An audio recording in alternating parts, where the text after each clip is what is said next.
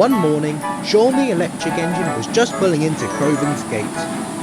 As he neared the station, there was trouble. A loud surge of electricity shot through Sean's pantograph, and all of a sudden, the Class 87 stopped right in front of the junction. What on earth happened? Questioned the green electric engine. I don't know, Sean, but let's get these passengers to the platform. And Sean's driver began to turn the lever forward. But nothing happened. He tried again, but Sean just stood on the rails blocking the main line. The passengers were becoming anxious. We're going to miss our connection. What's the holdup? I hope we stay here all day so I can miss school. Rest assured, ladies and gentlemen, the guard is going to check with the station master to see what's going on. But when the guard came back, he was not happy. So the power grid's down. Across the whole island? No, thankfully. It's just down from Kellstrope to here. Turns out that new power station has had a critical malfunction, and they're currently trying to fix it. So what are we going to do? Said a passenger who had just overheard the conversation. Without an engine to take us, how are we going to get home? Don't worry, ma'am. Mr. Melvin and his great uncle are working tirelessly to get you home. In the meantime, said the guard, pointing to the driver, Mr. Melvin has called an emergency staff meeting at Peel Junction. Sheds. Lily will bring you and Sean there. And with that, it was arranged. When Sean got to the Peel Junction, he found his brothers and Mr. Melvin worrying about the situation that was going on. Look, I understand about the situation and what's going on, and my friend has assured me that they're doing the best they can. Look, sir, with all due respect, you yourself said that this extension was going to be the most modern take the island has ever seen. And by our foundings, you're right, business has increased quite a lot. So what if the power doesn't come back on? Mr. Melvin was about to say something, but stopped. He didn't know if the power was ever going to come back on. Let's not worry about that right now.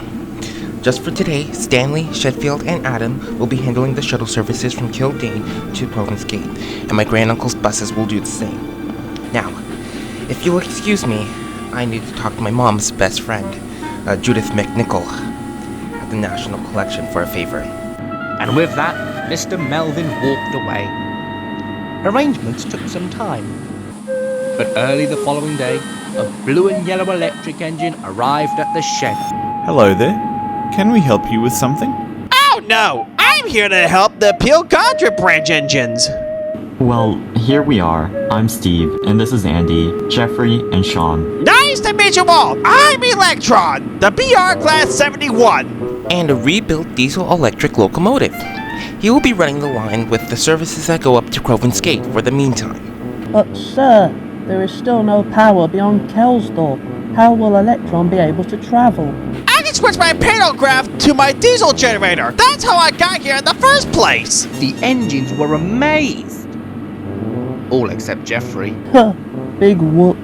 Like I haven't seen something like that before. And with that, Jeffrey rolled quickly away. Throughout the entire week, Electron handled many of the Peel Goddard branch extension services. The electric engines were grateful, and the passengers found no complaints. The only person who didn't like Electron was Jeffrey, who became rather jealous of the Class 71. Silly thing. He's just a conventional diesel engine that just so happens to have a pantograph. Said Jeffrey. Don't go there, Jeffrey. Electron has done wonders for us. Besides, if it wasn't for him, the steam engines would have to be helping us out for the rest of the time. Stuff and nonsense. You know, Jeffrey, if you think you can be just like electric, why don't you take tomorrow's service? Jeffrey pondered Andy's offer. Well, if you're stuttering, I'll take that as a... You're on. And with that, Jeffrey went quickly to sleep. Why must you torment him? Hey, it got him to shut up, didn't it? Early next morning, Jeffrey was at Kildane, ready to leave. You know, Jeffrey, there is no shame in backing out of this. Sean, look, I got this. No, you don't. There's no power at Kellstrope. What makes you think you can make it past the station? Trust me, I'll figure it out. And with that, Jeffrey left the station, leaving Steve and Sean a little bit nervous. Jeffrey was making good timing. He rumbled along Henry's Forest and flew past Shen Valley. As he arrived at the difficult bend, he began to speed up, slowing his speed around every bend until he made it to Kellstrope. As he expected, there was no power between him. He began to roll smoothly into the station. And they said it couldn't be done. A few moments had passed, and soon the guard blew his whistle. Right, off we go. We can't. How come? The reason was because of the power. Jeffrey was embarrassed. Even more so when Electron arrived with Mr. Melvin. I am very disappointed in you, Jeffrey. Not only will I have to refund these passengers, but you have held up the rest of the engines on the whole island. Electron, take Jeffrey to Groven's Gate. Yes, sir! Right away, sir!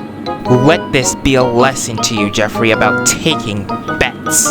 Yes, sir. Sorry, sir. I think Jeffrey has learned his lesson. Don't you?